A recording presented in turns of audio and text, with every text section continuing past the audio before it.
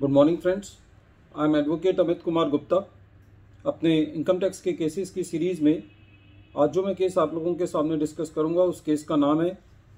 Income tax officer versus Nabinagar power generating company private limited. ये case 11 मई 2021 को decide हुआ और matter 88 ITR short notes page number 5 पे रिपोर्ट किया गया। ये मैटर दिल्ली ITAT की ई बेंच ने डिसाइड किया। केस के इफेक्ट्स इस तरीके से हैं। केस असेसमेंट ईयर 13-14 का है। असेसी एक जॉइंट वेंचर कंपनी है। ये joint venture NTPC limited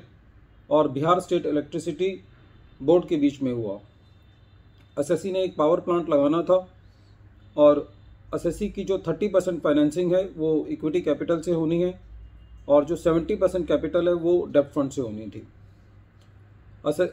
assessee ने जो पावर प्लांट लगाना था, पावर प्लांट लगाने में जनरली काफ़ी टाइम लगता है और पावर प्लांट के स्टार्ट होने तक कंपनी ने अपने जो पैसा है वो बैंकों में फ़िक्स डिपॉजिट किया हुआ था और कुछ कॉन्ट्रैक्टर्स को भी पैसा दिया हुआ था जिस पे असेसी को इंटरेस्ट मिल रहा था। असेसमेंट ईयर 13-14 के अंदर असेसी को करीबन 5.29 करोड़ रुपए का इंटरेस्ट रिसीव हुआ, जो कि असेसी ने अपनी कैपिटल रिसीट में दिखाया और असेसी का कहना ये था कि ये इंटरेस्ट जो है वो असेसी की कॉस्ट में से, पावर प्लांट की कॉस्ट में से माइनस करके दिखाया जाएगा। जब असेसमेंट हो रही थी तो असेसिंग ऑफिसर ने इसको इनकम फ्रॉम अदर सोर्सेज के अंदर इस इनकम को लेकर के असेसी का एडिशन कर दिया। असेसी इस मैटर को लेकर के CIT अपील के पास गया और CIT अपील ने असेसी को पूरा रिलीफ दिया और ये कहा कि ये कैपिटल रिसीट है क्योंकि अभी असेसी ने अपनी कमर्शियल प्रोडक्शन स्टार्ट नहीं किया, असेसी का काम शुरू नहीं हुआ है, तो जो भी असेसी को इंटरेस्ट रिसीव हुआ है वो सारा का सारा असेसी के पावर प्लांट की कॉस्ट में से माइनस होना चाहिए और इसको इनकम फ्रॉम अदर सोर्सेज में लेना ठीक नहीं है। एज़ यूजुअल डिपार्टमेंट जो है वो ITAT गया और ITAT ने पाया कि सेम इशू पर ITAT पहले ही असेसी को पुराने सालों में रिलीफ दे चुका है, इसीलिए इस मैटर में कोई और ज़्यादा ITAT के लिए इशू इन्वॉल्व नहीं था। ITAT ने भी यही डिसाइड किया कि जो असेसी है उसको जितना भी इंटरेस्ट मिला है वो उसके पावर प्लांट की कॉस्ट में से माइनस होगा, ना कि इसको इनकम फ्रॉम अदर सोर्सेज में लिया जाएगा। जब तक असेसी की कमर्शियल प्रोडक्शन स्टार्ट नहीं होती है, जब तक असेसी का व्यापार शुरू नहीं होता है, तो जितना भी इंटरेस्ट असेसी अर्न करता है अपनी बैंक डिपॉजिट्स पर या जो असेसी ने अपने कॉन्ट्रैक्टर्स को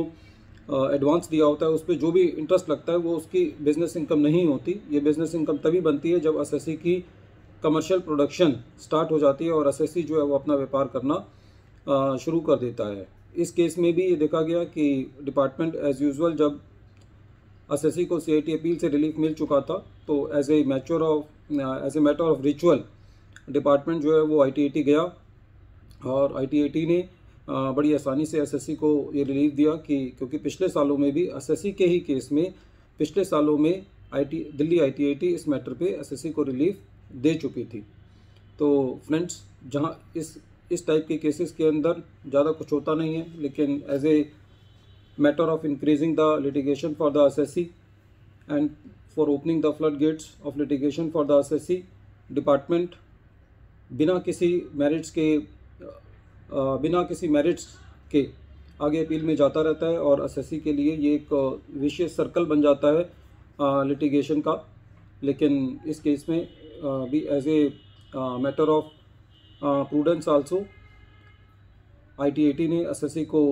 रिलीफ दिया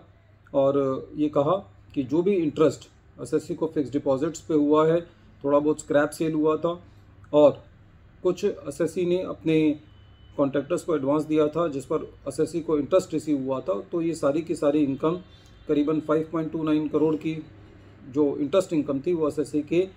पावर प्लांट की कॉस्ट में से माइनस होगी, ना कि इसको इनकम फ्रॉम अदर सोर्सेज लिया जाना चाहिए।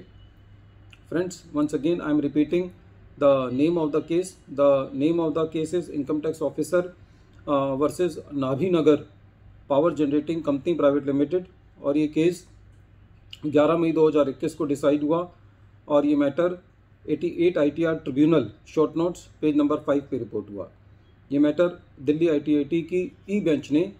डिसाइड किया था, और जो मैटर था वो बेसिकली इस चीज़ का मैटर था कि ये जो रिसीट है ये कैपिटल रिसीट है या रेवेन्यू रिसीट है। तो दिल्ली ITAT ने ये डिसाइड किया